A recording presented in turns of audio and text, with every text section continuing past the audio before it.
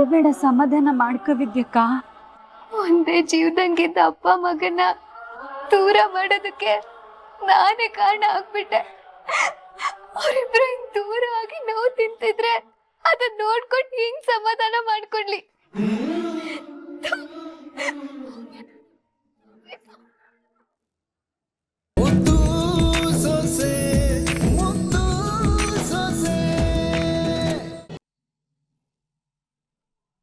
ಆಗಿರೋ ಗಾಯಕ್ಕೆ ಔಷಧಿ ಹಚ್ಚಕ್ ಹೊಂಟಿದ್ರು.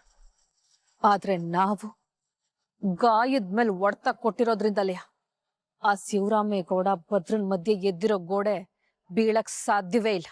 ಸದ್ಯಕ್ ಬೆಂಕಿ ಹಚ್ಕೊಂಡಿರೋದ್ ನೋಡಿದ್ರೆ ಅದು ಕಮ್ಮಿ ಆಗೋಕ್ ಸಾಧ್ಯನೇ ಇಲ್ಲ. ಕಮ್ಮಿ ಆಗಕ್ಕೂ ನಾವು ಬಿಡ್ಬಾರ್ದು ಚಿತ್ರ. ಅಪ್ಪ ಮಗನ್ ಸಂಬಂಧದ ಮಧ್ಯೆ ಬೆಂಕಿ ಹಚ್ಚಿ ಅದನ್ನ ಬೂದಿ ಮಾಡಿ ನಮ್ ಶ್ರೀರಂಗಪಟ್ಟಣದ ವಾಹಿನಿ ಮಧ್ಯೆ ಬಿಟ್ಬಿಡ್ಬೇಕು.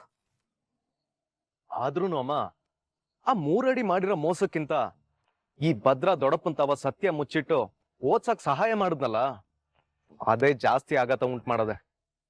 ಬರೀ ಉಂಟು ಮಾಡಿದ್ದಲ್ಲ ಕಣ್ಲ, ಆ ನಿಮ್ ದೊಡ್ಡಪ್ಪನ್ ಎದೆ ಬಡ್ತಾನೆ ನಿಲ್ಸ್ಬಿಟ್ಟವ್ನೆ.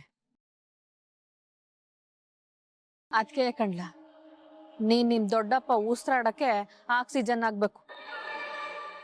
ಯಾಕೆಂದ್ರೆ ಅವನು ಮಾಡಿರೋ ದ್ರೋಹ ಸರಿ ಮಾಡಕ್ ಆಗದೆ ಇರೋ ಗಾಯ ಆದಂಗ ಆಗೈತೆ ಕಣ್ಲ. ಸುಭಾಷ, ಹೆಂಗಾನ ಮಾಡಿ ಆ ಗಾಯಕ್ಕೆ ನೀನ್ ಔಷಧಿ ಆಗ್ಬೇಕು. ಶಿವರಾಮೇಗೌಡಂಗೆ ನೀನೇ ಹತ್ರ ಆಗ್ಬೇಕು. ಖಂಡಿತ ಆಯ್ತೀನಿ ಕಣಮ್ಮ. ಆ ಭದ್ರನ್ ಸ್ಥಾನನ ನಾನ್ ತುಂಬ್ತೀನಿ. ಅಷ್ಟ್ ಮಾತ್ರ ಅಲ್ಲ ಕಣ್ಲ, ಆ ಶಿವರಾಮೇಗೌಡನ್ ಮನ್ಸಲ್ಲಿ ಯಾವ್ದೇ ಕಾರಣಕ್ಕೂ ಭದ್ರ ಬರ್ಬಾರ್ದು, ನೀನೇ ಇರ್ಬೇಕು. ಆಗ್ಲೇ ನಾವು ಕಾರ್ಯನ ಸಾಧಿಸ್ಕೊಳಕ್ ಆಗದು. ಆದ್ರೂ ಅವ ಆ 3 ಅಡಿ ಪ್ರಳಯಾಂತಕಿ ಅಂತ ನೀನ್ ಹೇಳಿವೆ. ನಿನ್ ಮಾತೀಗ ದಿಟ್ಟ ಆಗೋಯ್ತು ನೋಡು. ಅದ್ಕೆ ಅಲ್ವೇ ಪೆಟ್ಟಿನ ಮೇಲ್ ಪೆಟ್ ಕೊಡ್ತಾ ಇರೋದು. ನಾವ್ ಅವಳನ್ನ ಪಾತಾಳಕ್ ತಳ್ಳಿ ಗೆಲುವಿನ ಆಚರಣೆ ಮಾಡ್ತಿರೋದು. ಅವ್ವ, ಅವಳು ಹೊಟ್ಟೆ ಉರ್ಸೋದ್ರ ಮೂಲಕ ಆಚರಣೆ ಶುರು ಮಾಡಿದ್ರೆ ಹೆಂಗಿರ್ತದ ಹೇಳು? ಆಟೆ ತಾನೆಯ. ಬಾ, ನಾವೇ ಹೋಗುವ. ಅವಳು ಸಂಕಟ ಪಡ್ತಿರೋದನ್ನ ನೋಡಿ ನಾವು ಖುಷಿ ಪಡುವ. ಬಾ.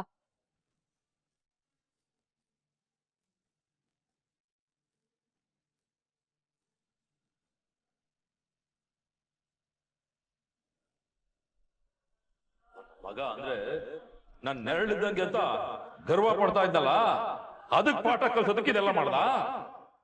ಹಿಂಗೆ ನನ್ನ ಆಸೆ ಕನಸುಗಳನ್ನೆಲ್ಲ ಸಾಯಿಸಕ್ಕಿಂತ ಒಂದಕ್ಕಿಂತ ಪ್ರಾಣ ತೆಗೆದು ಬಿಡ್ಬೇಕಾಗಿತ್ತು.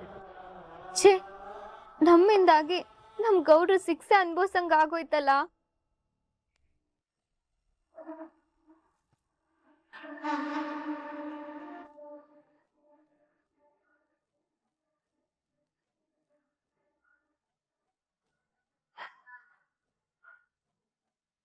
ಏನವಾ ಆಕಾಶನೇ ತಲೆ ಮೇಲೆ ಬಿದ್ದೋಗೈತೆ ನಂಗೆ ಕುಂತ್ಕೊಂಡು ಯೋಚನೆ ಮಾಡ್ತಿದ್ಯಾ?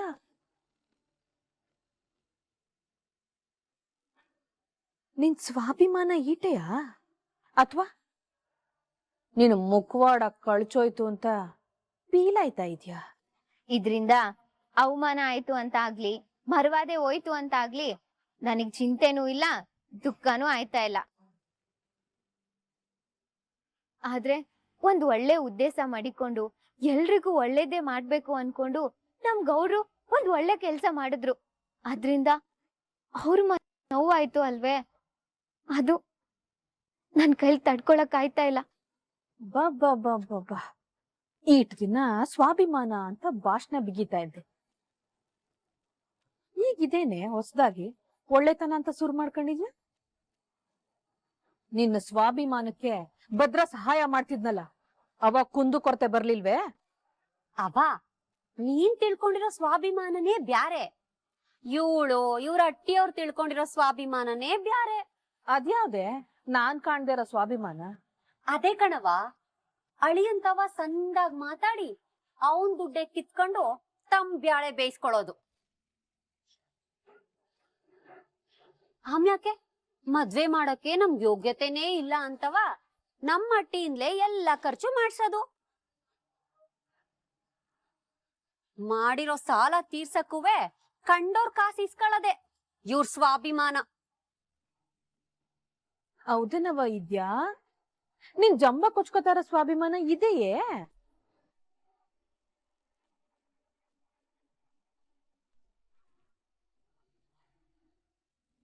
ನಿನ್ ಕಳ್ಳಾಟ ಬಯಲಾಗಿ ವೇಷ ಕಳಚಿ ಬಿದ್ದಿದ್ರು ಹಿಂಗ ನಗ್ತಾ ಇದೆಯಲ್ಲ, ಒಂದು ಚೂರಾದ್ರೂ ಸ್ವಾಭಿಮಾನ ಬೇಡ್ವೆ?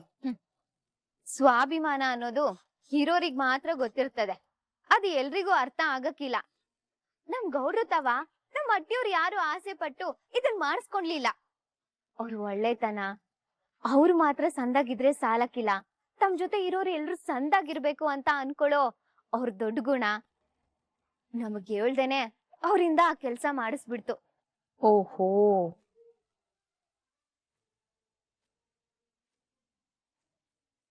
ಅವತ್ ನಮ್ ಗೌಡ್ರು ಒಳ್ಳೆತನ, ಅವ್ರ ದೊಡ್ಡ ಗುಣ ನಮ್ಮಿಂದ ಬಾಯಿ ಕಟ್ಟಾಕ್ಬಿಡ್ತು.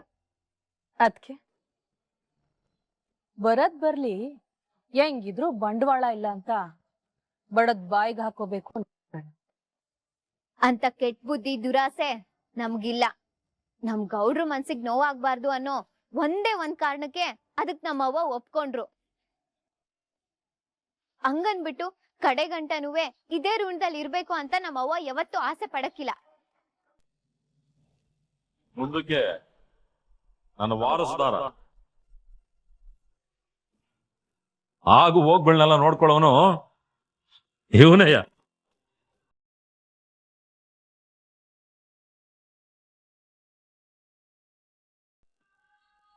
ರೀ, ನೀವೇನ್ ಮಾತಾಡ್ತಾ ಇದ್ದೀರಿ? ಮುಂದೆ ಏನಾಗ್ಬೇಕು ಅನ್ನೋದನ್ನ ಮಾತಾಡ್ತಾ ಇವನಿ.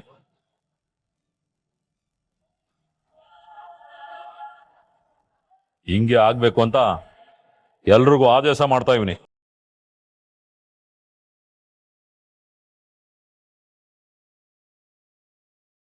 ನನ್ನ ನಿರ್ಧಾರದಲ್ಲಿ ಯಾವುದೇ ಬದಲಾವಣೆ ಇಲ್ಲ.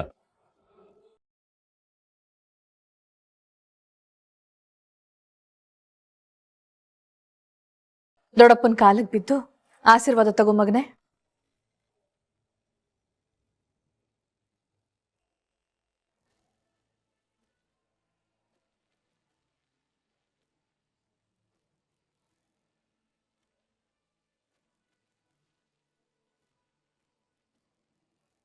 ದೊಡ್ಡಪ್ಪ, ನೀವ್ ನನ್ ಮ್ಯಾಗ ಇಟ್ಟೊಂದ್ ನಂಬಿಕೆ ಇಟ್ಟು ಈ ದೊಡ್ಡ ಜವಾಬ್ದಾರಿ ಕೊಟ್ಟಿದ್ರ. ಆ ಜವಾಬ್ದಾರಿ ನಾನ್ ಚೆನ್ನಾಗಿ ನಿಭಾಯಿಸಿ ನಿಮ್ತವ ಬೇಷ್ ಅನ್ಸ್ಕತೀನಿ.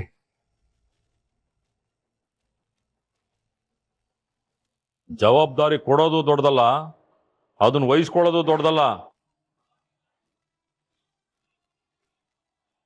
ಅದನ್ನ ಉಳಿಸ್ಕೊಂಡು ಹೋಗೋದೇ ನೋಡು, ಅದು ಅದು ದೊಡ್ಡದು.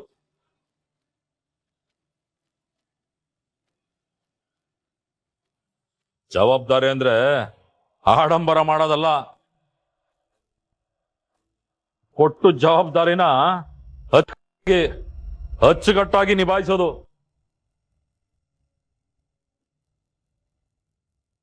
ಹೆಸರು ಕೆಡಿಸ್ಕೊಂಡ್ರೆ ಸಂಬಂಧನೇ ಕಡ್ಕೊಂಡಂಗೆ. ಖಂಡಿತ ದೊಡ್ಡಪ್ಪ, ನಿಮ್ ಹೆಸರು ಉಳಿಸ್ತೀನಿ ನಾನು.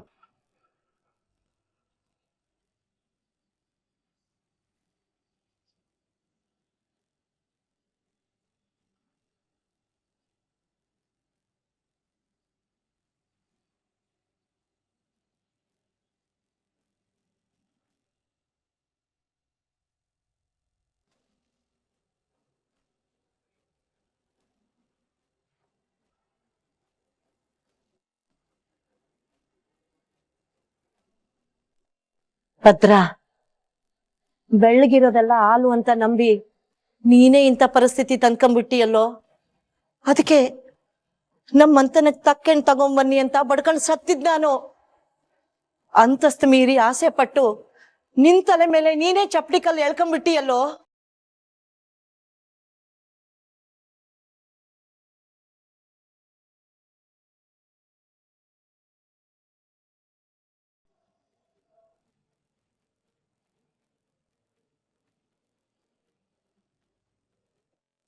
ಆಯ್ತಮ್ಮ, ಬಾ ಬಾ ಹೋಗಮ್ಮ.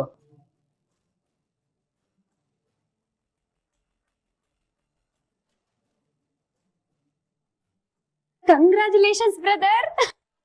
ಥ್ಯಾಂಕ್ಸ್ ಅಕ್ಕ. ಸುಭಾಷ, ದಿಟ್ವಾಗ್ಲು ಇವತ್ ನನ್ಗೆ ಸಾರೆ ಸಂತೋಷ ಆಯ್ತದೆ. ನಮ್ಮ ಅಣ್ಣನ್ ವಾರಸ್ದಾರ ಅನ್ಸ್ಕೊಂಬಿಟ್ಟಲ್ಲ, ಅಷ್ಟು ಸಾಕು ಬಿಡು. ಇದೇನವ ಮಾಡ್ತಾ ಇದ್ದಿ? ಮಾವಯ್ಯ ನೋಡಿದ್ರೆ ಭದ್ರಮ್ಮನ್ ದೂರ ಮಾಡ್ತಾ ಇದ್ರೆ ನೀನ್ ಸಂತೋಷ ಪಡ್ತಾ ಇದ್ಯಲ್ಲವಾ? ನೋಡೆ, ಸದ್ಯದ ಪರಿಸ್ಥಿತಿಲಿ ಅವ್ರಿಬ್ರು ದೂರ ಇರೋದೇ ಒಳ್ಳೇದು. ನೀನ್ ಭದ್ರನ್ ಪುಟೆ ಮದ್ವೆ ಆಗ್ಬೇಕಂದ್ರೆ ನಮ್ಗೆ ಈಶ್ವರಿ ಸಹಾಯ ಬೇಕು. ಅಲ್ಲಿ ಗಂಟ ನಾವ್ ಅವಳ ಜೊತೆ ಇರ್ಲೇಬೇಕು. ಆಮೇಲೆ ವಿದ್ಯಾ ದೂರ ಮಾಡಿರೋ ಅಪ್ಪ ಮಗನ ನೀವ್ ಒಂದ್ ಮಾಡಿ ಸಭಾಷ್ ಅನ್ನಿಸ್ಕೊಂಡ್ಬಿಡು. ನೀನ್ ಹೇಳ್ತಾ ಇರೋದು ಸರಿಯಾಗಿ ಅದೇ ಕಣವ, ಹಂಗೆ ಮಾಡ್ತೀನಿ.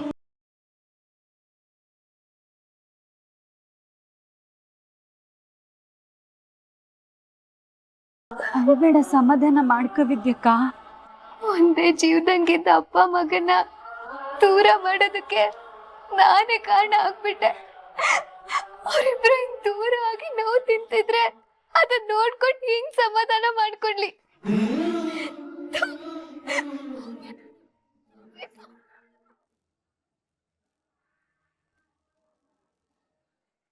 ಟೀಮ್ ಬಂದಾಗ ಎಲ್ಲ ಸರಿ ಹೋಯ್ತದೆ.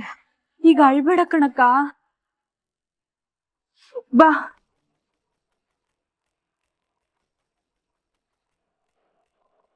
ಇದಿಂಗೆ ಮುಂದುವರಿಬೇಕು. ನಿಲ್ಲಕ್ಕೆ ನಾವು ಬಿಡ್ಲೇಬಾರ್ದು. ಈ ಭದ್ರ ವಿದ್ಯಾ ಹಿಂಗೆ ಕಣ್ಣೀರಲ್ಲಿ ಕೈ ತೊಳಿತಾ ಇರಬೇಕು. ನಾನದ್ ನೋಡ್ತಾ ಇರಬೇಕು.